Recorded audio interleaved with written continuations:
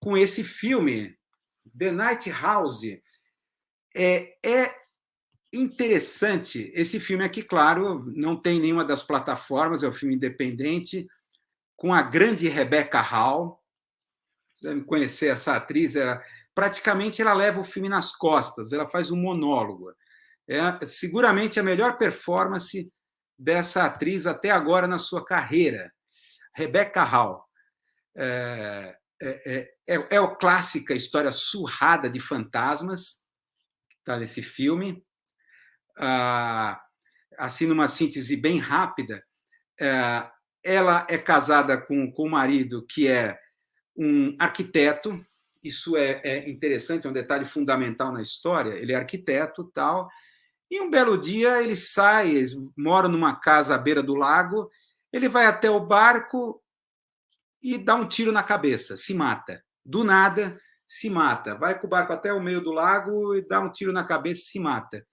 Então é interessante que a Rebecca Hall, naquela coisa da lutificação, ela não está triste, ela está, na verdade, revoltada. Por que ele quis me abandonar dessa maneira? Tá? E ela, aos poucos, claro, vai vir essa coisa da casa mal-assombrada. O que está rolando? Houve, claro, sons, batidas, esses clichês tradicionais. Mas ela começa a viver cada vez mais, principalmente nos sonhos. Ela vê, daí muito essa coisa aqui do pôster, né, das letras invertidas do The Night House. Ela vê a própria casa dela espelhada. Labirintos, ela vê a si mesma numa casa espelhada, invertida. Tá? Como é que a gente pode falar sem entregar muito spoiler aqui? Mas cada vez mais esses sonhos começam a se confundir com a própria realidade. Claro, isso é fundamental. Mas também a gente sabe que ela teve um problema na adolescência, uma experiência de quase morte. Isso é que é interessante, que vai linkar com tudo que está acontecendo e foge desse clichê da casa mal-assombrada. Experiências de quase morte. A gente sabe, né? Vocês devem saber, o EQM, né? As experiências de quase morte. Onde é que está aqui?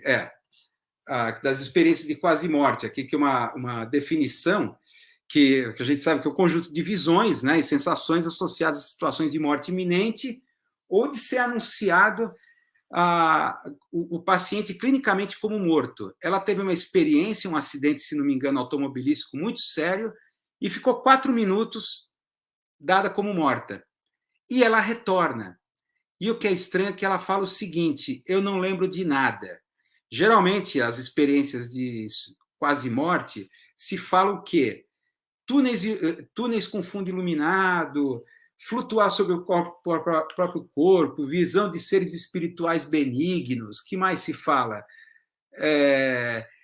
Visões de seres espirituais. São as descrições assim mais comuns, só que ela não viu nada. Nada. Esse conceito de nada, tá?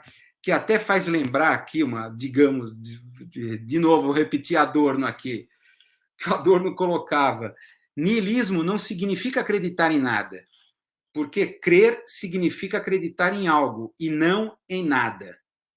Tá? Se você acredita em nada, você está acreditando em alguma coisa. A figura do nada, isso aqui é interessante.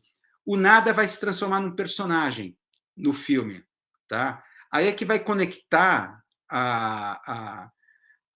o trabalho de arquiteto, e ela vai descobrindo, começa a querer encaixotar tudo que era dele, faz parte do processo de luto, para doar, entregar, e ela vai descobrindo uma literatura estranha, livros de ocultismo, esoterismo, de magia, forma de você tentar driblar entidades das trevas, criação de labirintos. Então, tudo isso que ela começa a ver no sonho, dessa realidade espelhada, ela vai descobrindo aos poucos, na realidade, uma casa do outro lado do lago, muito parecido com ela.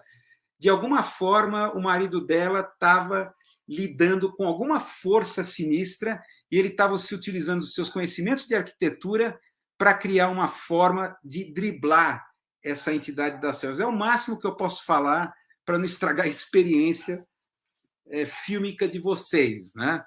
Mas é muito interessante, mais interessante essa coisa das experiências quase-morte. A gente sabe, uma discussão gnóstica, né, dentro do gnosticismo, na verdade, quando morremos, temos uma imersão num airbag emocional criado pela mente. Esse airbag é essa tela mental criada a partir... Lembra muito, não sei se alguém vai lembrar, ou já assistiu o filme Vanilla Sky, com o Tom Cruise, né, que faz o personagem David Ames. Eu vou ter que dar spoiler, né? Na verdade, tudo que a gente viu, tudo que passa no filme é o sonho lúcido criada por uma empresa de criogenia. Na verdade, ele está em estado criogênico. Então, foi criada, digamos assim, um sonho lúcido para ele a partir de todos os fragmentos de memória que ele tem. Capa de discos, pessoa que ele namorou, as mais variadas lembranças dele, então montaram uma realidade. É muito parecido com isso, essa tela mental no qual nós imergimos, tá? Imergimos, e da qual não temos controle, tá?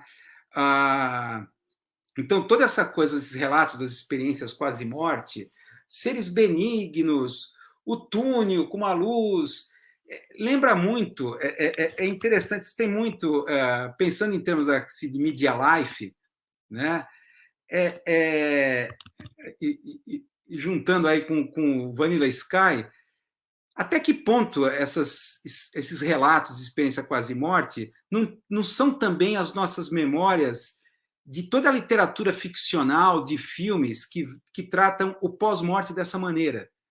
Ghost, para usar uma referência muito óbvia, mas, na verdade, você está, na experiência de quase-morte diante dessa tela emocional, dessa tela mental, que, na verdade, é uma forma de nos aprisionar, aí tem a questão da cosmologia gnóstica, tal, para que retornemos a esse mundo.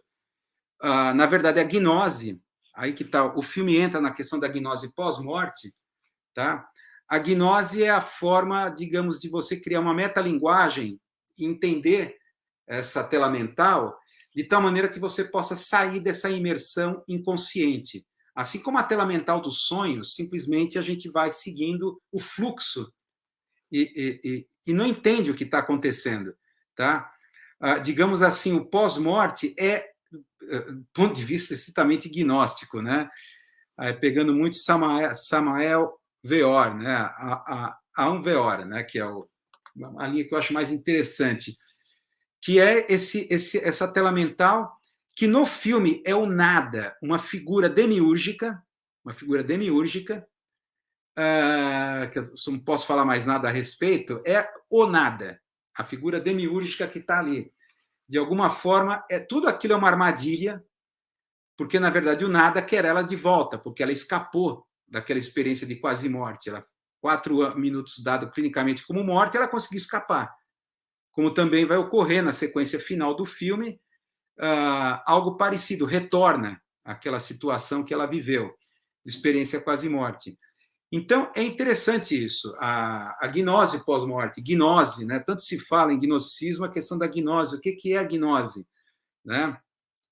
Digamos, num ponto de vista uma leitura muito pessoal, assim, bem prática, que aí lembra aqui o livro Projeciologia, do Valdo Vieira, é a possibilidade de alcançarmos a lucidez nessas situações de tela mental, tá? Alcançar a lucidez. Tudo aquilo é ficcional, tá?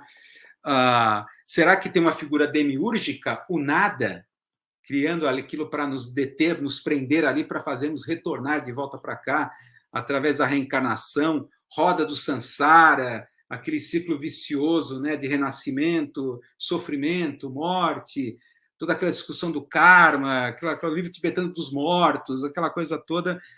É interessante, o filme suscita muito isso, né? Sai, digamos assim, desse clichê New Age, né? Da experiências de quase morte, né? São experiências benignas, sensação de paz, de eternidade, essas coisas assim, de novo, é assim a recusa da existência do mal, da negatividade, vamos dizer assim, como uma das coisas que estrutura o cosmos, né? É, é, você já viu? Você já viu uma falha, digamos, da Matrix alguma vez? É, travou a simulação? Bom, aí é um tema que a gente vai ter que entrar numa das próximas lives, a hipótese do universo como simulação. Tá? A gente sabe que tem muitos físicos entabulando teorias e pesquisas sobre isso, que eles querem provar a existência, que esse universo é uma simulação de computador, ou o que a gente entende como computador, né, para nós. É... Sei lá, se tem o nome Nick Bostrom, por exemplo, você dá uma olhada aí, pesquisar na internet e vai ver as teorias do cara, que é um físico de Oxford, professor de filosofia, físico, transita muito por essa discussão aqui do Heisenberg, tá? Desse livro, dos impactos filosóficos nas descobertas científicas, tal. O Nick Bostrom vai muito por aí. Então, é interessante. Não tive, claro, mais a experiência de sonho lúcido, que é o sonho lúcido de quando estamos em vida, formas de treinamento, tá? E está aqui a questão da projeciologia, né? Esse volume portentoso aí do Valdo Vieira, diversas técnicas de você conseguir criar a questão de se projetar de forma lúcida, tá?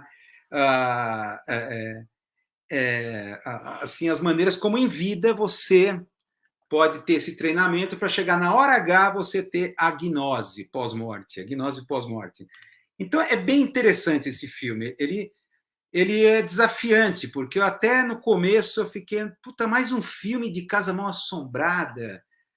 Será que vale a pena, tal? Mas eu assisti pela Rebecca Hall. A Rebecca Hall é assim uma atriz sensacional. Então eu assisti por ela e realmente ela escolhe os filmes a dedo, né? Os filmes que ela atua. Não são filmes comuns, não.